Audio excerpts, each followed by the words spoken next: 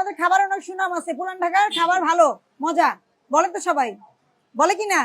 পুরান ঢাকার খাবার বিখ্যাত, সারা বাংলাদেশের মানুষ জানে। কিন্তু যদি নিরাপদ না হয়, শুধু মজা হয়, এটা কি উচিত? নিরাপদ হওয়া লাগবে তো।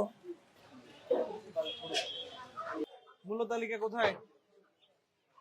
হ্যাঁ, আপনার সাথে কথা বলতেছি, মূল্য তালিকা কই? হ্যাঁ, কত বেচেন কেমনি করে বুঝবো? ফ্রিজ রাখছেন দোকানে? দোকানে ফ্রিজ আছে? ডিম কত হয়েছে?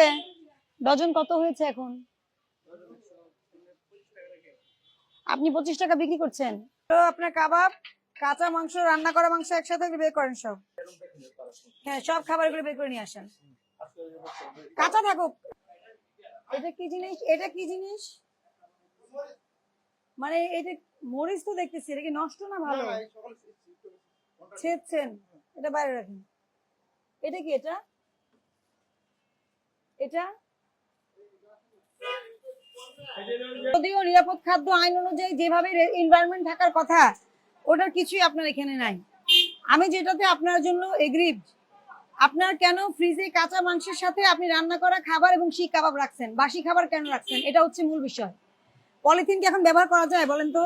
নিষেধ না? তাহলে খাবারে পলিথিন ব্যবহার করা যাবে? বক্সে রাখবেন। আমাদের দেশে বক্স বিদেশে রপ্তানি হয় না? প্লাস্টিক হয় না বিদেশে রপ্তানি? ফুড গ্রেডেড বক্স একবার কিনলে তো একটা 2-3 বছর ব্যবহার করতে পারবেন। তাহলে এই পলিথিনের এই প্র্যাকটিসটা আপনাকে অবশ্যই, এটা এটা খুবই ক্ষতিকারক আপনার জন্য। আপনি তো পিওর জিনিস খেয়ে বড় হয়েছেন, আপনার যুগ তো চলে গেছে। সামনে কাদের জন্য রিস্ক? নেক্সট জেনারেশনের জন্য। আপনার নাতি নাত করে আপনার ছেলে মেয়ে ক্যান্সার হবে। এই বাসি খাবারগুলো বের করেন, কাবাবগুলো কোথায় দেখান ওনাকে। হ্যাঁ, এগুলো কেন আপনার ডিপ ফ্রিজে রাখা হয়েছে বলেন? কয় টাকার কাবাব বলেন? কয় টাকার বিজনেস করবেন? জরিমানা হবে 1 লাখ টাকা। কয় টাকার বিজনেস করবেন বলেন? এটা কি উচিত? তাহলে কেন রাখছেন? আপনি বলছেন নাকি তারা ইচ্ছা করে রাখছে?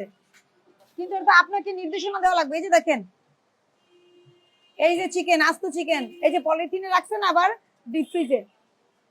এই যে দেখেন, এটা হচ্ছে কাঁচা।